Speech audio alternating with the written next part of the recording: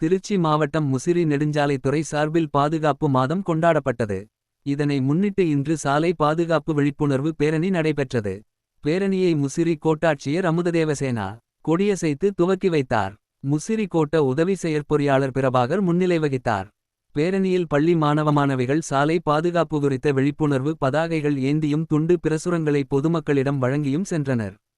முசிறி நெடுஞ்சாலைத்துறை அலுவலகத்தில் துவங்கிய பேரணி முசிறி நகரின் முக்கிய சாலைகள் வழியாக சென்று புதிய பேருந்து நிலையத்தில் அடைந்தது.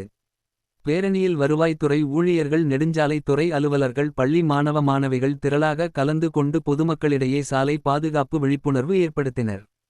பாதுகாப்பு ஏற்பாடுகளை முசிறி போலீசார் செய்திருந்தனர். தலைக்கவசம் அணிவீர், உயிரிழப்பை தவிர்ப்பீர், ஆயிலை துரைக்காதே, ஹெல்மெட் அணியாமல் வாகனம் ஓட்டாதே, சீட் பெல்ட் அணியாமல் வாகனம் ஓட்டாதே, மது அருந்தி வாகனம் ஓட்டாதே. சாலை பாதுகாப்பு நம் உயிர் பாதுகாப்பு. உங்கள் கவனம் சாலையில் இருக்கட்டும், அலைபேசியில் அல்ல.